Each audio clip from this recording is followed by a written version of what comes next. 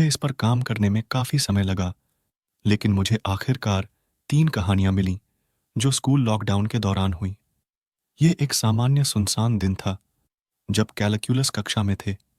बस यह शुक्रवार था, 17वीं पीरियड, जिसका मतलब था कि सप्ताह लगभग समाप्त हो रहा था और छुट्टियाँ हमारे सामने थीं, तो सभी लोग अपनी सीट पर अधीर हो रहे थे। मुझे बता सकता था कि हमें उस दिन कोई टेस्ट नहीं था, जैसा कि मेरे कई दोस्तों के साथ उनके अन्य शिक्षक के साथ था। इसलिए हमारे शिक्षक ने कक्षा के बीच में ही खेल शुरू करने का निर्णय किया। वह स्पार्कल क्लैम था। हम कुछ ब्रांड लोगो क्विज कर रहे थे। मैं यह स्पष्ट रूप से याद करता हूं कि जब मेरा दोस्त ने एक सवाल का उत्तर दिया था जिसमें एडिडास था, तभी डीन की आवाज लाउडस्पीकर से आई। वह तबाह होते हुए सब शिक्षकों को बताते हुए थे कि यह कोई अभ्यास नहीं है और लॉकडाउन में जाने के लिए। मेरे होश उड़ गए और मेरे हाथों पर गूढ़े भिड़कने लगीं, क्योंकि हमारे सामान्यत सुधर रहे शिक्षक ने भी परेशान होने की बजाय हमें बताया कि रोशनी बंद करने के लिए दौड़ रहे हैं और हमें कक्षा के पीछे कोने में ले जाएं। हम सभी 2 मिनट के लिए चुपचाप बैठे रहे और फिर कक्षा के पीछे के पैनल से आने वाली सामान्य गर्दन बंद हो गई, जिससे यह प्रतीत होता है कि स्कूल ने सभी ऊर्जा को काट दिया है। हम सभी एक दूसरे की ओर देखते हैं और यह समझते हैं कि यह गंभीर हो सकता है। कुछ और मिनटों के इंतजार के बाद हमने सुना कि एक आदमी अपनी पूरी शोरगुल से चिल्ला रहा है और कक्षा की ओर आ रहा है। कक्षा के 2 लड़कियां बिल्कुल रोने लगीं, जिससे हम सभी और भी डर गए। चीखने की ओर बढ़ने वाले मनुष्य की ओर हमारी कक्षा की ओर बढ़ते समय वह लॉकर पर ताकता हुआ बोलने लगा, मैं तुम सभी को बर्बाद कर दूंगा। उस पल से मेरी जिंदगी के लिए भय उत्पन्न होने लगा। हमारे शिक्षक ने हमें शुश किया जब हम सभी एक दूसरे की ओर देख रहे थे। जब उस आदमी का हंगामा हमारी कक्षा की ओर बढ़ा, तो हमारे सहियारियों की प्रतिक्रियाएं दरवाजे पर हुई टक्कर बढ़ गईं और उस समय ही एक रो रही लड़कियों में से एक ने चिल्लाया, नहीं। दरवाजे पर चिढ़ाई जाने वाली तख्ती बढ़ती गई। जब वह आदमी खोलने के लिए चिल्ला रहा था, कक्षा में कुछ लड़कियां अब बड़े ही जोर से रो रही थीं। उस आदमी ने दरवाजे पर 5 नक किया, लेकिन अंत में कक्षाओं की ओर बढ़ना शुरू किया, मानो किसी मानसिक रूप से असमयी व्यक्ति की तरह चिल्ला रहा था जब तक हम उसकी आवाज सुन नहीं सकते थे। मुझे तो लगता है कि 10 मिनटों के बाद ही, हालांकि ऐसा अनुभव था कि अध्यापक ने लाउडस्पीकर पर स्थिति की व्याख्या की, जो कि उसके लिए आश्चर्यजनक था। उसने बताया कि कुछ और बहुत संतुलनहीन व्यक्ति ने स्कूल में प्रवेश किया और मुख्य पेशेवर डेस्क पर बैठी महिला को हमला किया, जिससे उसने भागकर चिल्लाते हुए इमारत छोड़ दी और कर्मचारी को यह नहीं पता था कि आदमी आयुध लेकर है या नहीं।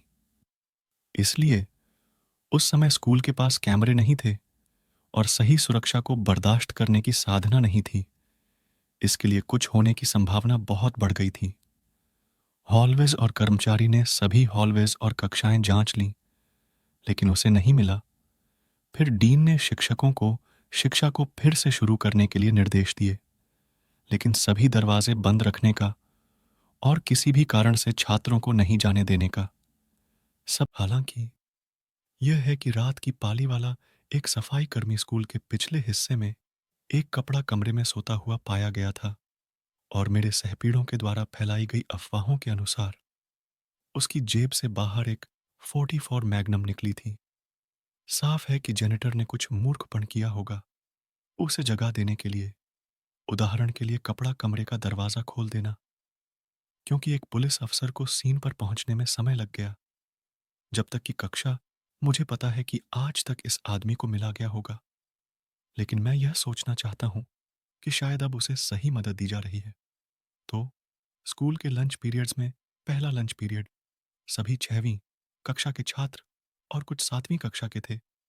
दूसरा लंच पीरियड सभी 7वीं कक्षा के बाकी छात्रों और सभी 8वीं कक्षा के लिए था। लॉकडाउन अक्टूबर की शुरुआत में हुआ था और जब यह हुआ तो दिन धुंधला और बरसाती थी। ताजगी वाले लंच पीरियड के दौरान मैंने 4 बड़े धमाके सुने। मैं व्यक्तिगत रूप से विचार कर रहा था कि यह बिजली गिरी है, लेकिन पूरा लंच क्राउड चिल्लाने लगा, मुझे लगा कि शायद वह बच्चे बस मजाक कर रहे हैं, लेकिन कैंपस सुरक्षा लोग आए और लोगों को मल्टीपर्पस रूम में जाने के लिए चिल्ला रहे थे। और जो लोग लंच खरीद रहे थे, उन्हें अपना लंच फेंकना पड़ा और अंदर आना पड़ा। मैं और कुछ दोस्तों ने अन्य बड़े समूह के साथ मिलकर रूम के अंदर जाने का निर्णय किया। सभी को यह जानने में उत्सुकता था कि क्या हो रहा है। हमारा मल्टीपर्पस रूम बहुत बड़ा है और कमरे की पीछे की दीवार दृश्यमान ग्लास से बनी है।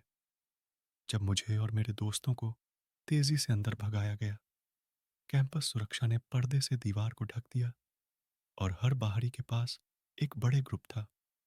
मेरा दोस्त एरिक भी उत्सुक था और उसने और हमारे सभी दोस्तों ने एक वयस्क से पूछा कि क्या हो रहा है। जब वह वापस आया तो उसने कहा, तुम्हें पता है, वह टीएमएस के सामने बिल्कुल तो उसके घर है।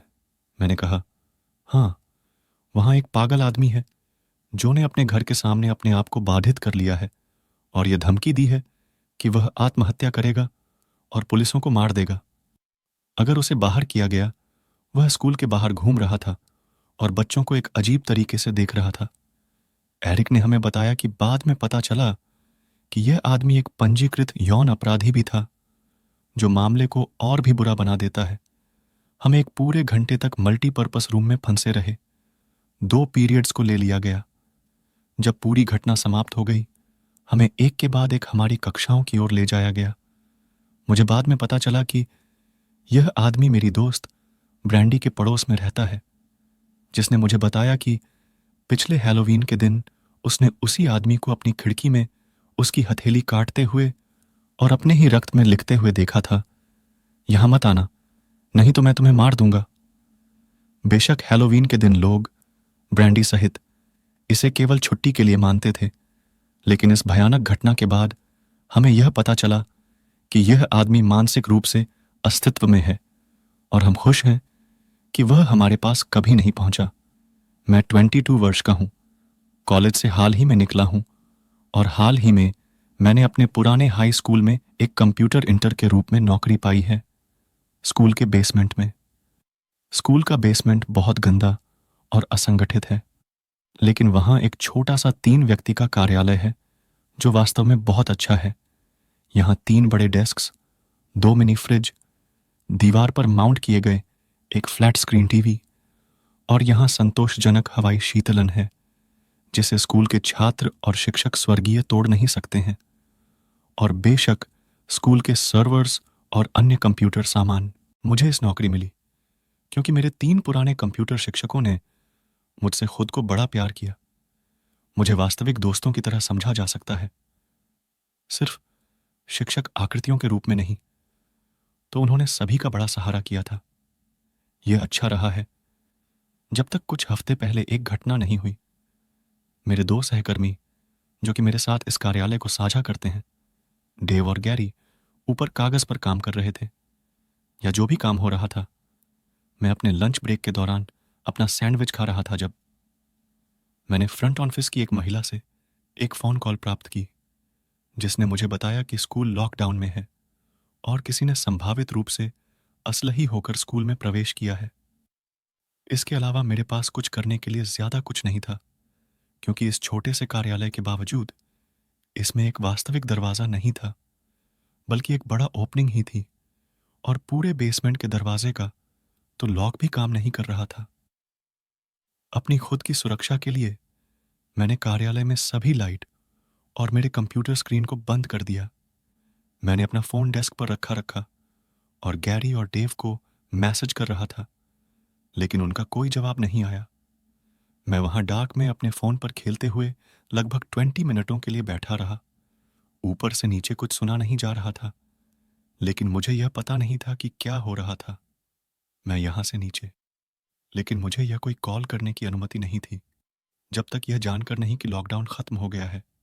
तब तक तब सुनसान बेसमेंट का दरवाजा खुला और उस खटखटाहट ने बेसमेंट से और मेरे कार्यालय में गूंथी मारी।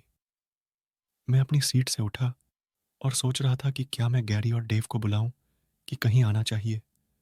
मैं जल्दी से किसी ने दौड़ते हुए, मैंने कदमों की आवाज सुनी और उनके पैर मेरे कार्यालय की ओर बढ़ रहे थे। मैंने अपनी चेन को धकेला और अपनी मेज के नीचे घुमा। कोई कार्यालय में प्रवेश करा, लेकिन ने रोशनी नहीं की थी, बस चुप्पी थी। मैं उस डर का विवरण नहीं कर सकता था जो मुझे अनुभव हो रहा था। मुझे ऐसा लग रहा था कि अगर मैंने एक भी अचानक को आवाज किया तो मैं मौका देखा गया हूं। मेरा पूरा विश्व एक समय में श्रीवेल और मर गया। मैंने अपने दांत कसे और भय के कदम अचानक मेरे पास आए।